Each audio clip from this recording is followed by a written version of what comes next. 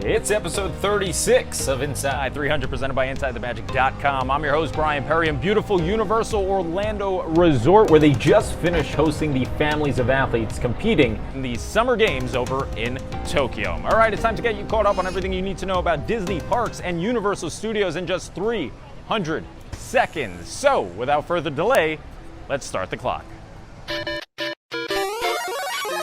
Our top story to start off the week brings us overseas to Universal Studios Japan. A scary moment in the brand new Super Nintendo world, as guests are reporting that a prop used to decorate the iconic Green Mountains crash-landed onto the Yoshi's Adventure attraction.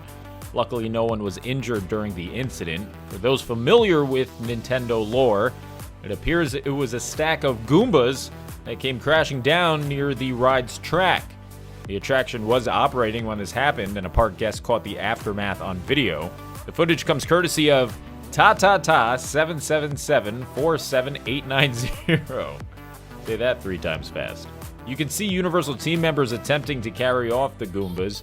Many are crediting the fall due to high winds from the typhoon that hit parts of Japan early Monday morning. Here's a shot of the Goombas up from where they had been standing, which obviously is very high up, so a scary occurrence for sure. As for the ride, Yoshi's Adventure is a slow-moving family attraction that makes its way in and out of a tremendously themed building. Super Nintendo World is currently being constructed in Universal Studios Hollywood and is set to be a part of Epic Universe, Universal Orlando's upcoming 3rd theme park. Because, Volcano Bay is actually a water park. Though the details on exactly what rides will be included in both lands is yet to be officially released. Back to the States we go, and Cosmic Ray's Starlight Cafe. Just pure chaos and devastation, as a Reddit user, Sweetonito, shared this photo of an empty stage where the legend himself, Sonny Eclipse, normally performs. The caption reads, "My favorite alien is MIA today. Personally, my entire vacation would be in shambles if I went to see my favorite artist from York City perform and he was a no-show." Very Kanye West-like. As to why the animatronic was missing, the photographer said they regret not asking a cast member. There is rare footage from mouse hacking that shows Sonny being raised to the rafters during a holiday changeover. So let's hope that Sonny was just upstairs getting some work done, or maybe even recording a new tune, though he definitely doesn't have to, because the dashing fellow still looks great, and his tunes have stood the test of time. And here's an unrelated photo of my dog, Bunny Eclipse, who is named after Magic Kingdom's adopted son. Coming this fall is 50th anniversary merch released by Disney, to absolutely no one's surprise. The company shared first images of some of the apparel and items you'll be able to scoop up soon. Iridescent ears are on the way, and so are soap dispensers, throwback plushes, castle shirts, and this. What is that material? Couldn't tell you. Disney didn't say.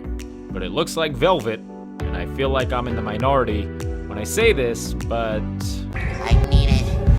Quite a special moment in terms of the Fab 50 coming to Walt Disney World. Orange Bird, the legendary mascot that dates back to the 70s and early days of the resort, will be getting a statue of his own. The announcement came from Michael Vargo, the head of D23, on the fan club's Instagram account. The history of the cute little guy dates back to when Disney acquired a sponsor for the Tiki Room attraction at Magic Kingdom in the early 70s. That sponsor, the Florida Citrus Commission, received the Orange Bird design in exchange for their sponsorship. The character would go on to be in commercials and even appear in the park as a meetable character.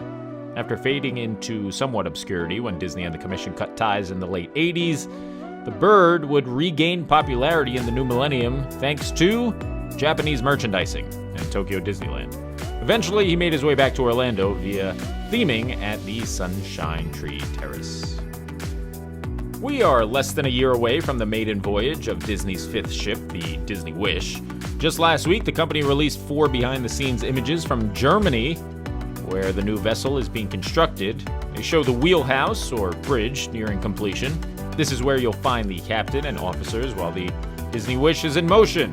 The new DCL edition begins sailing in the summer of 2022. We have our first look at Muppets Haunted Mansion, the all-new Halloween special coming this fall to Disney+. Yesterday was the original Haunted Mansion's 52nd anniversary over in Disneyland, And Walt Disney Imagineering shared this image of Gonzo the Great and Pepe the Prawn standing in one of the mansion's famous hallways. Another image released shows Kermit and Miss Piggy dressed as each other at a Halloween party, because why not? To learn more about the Haunted Mansion's history, check out Behind the Attraction on Disney Plus, which has an episode dedicated to the famous ride. That's going to do it for another episode of Inside 300, presented by InsideTheMagic.com. If you like what you saw, be sure to subscribe. Click that bell icon. This way you're notified every Tuesday, Thursday, and Saturday morning when we come to you with brand new episodes. I'm your host, Brian Perry. I will see you next time, and as always, Bye-bye.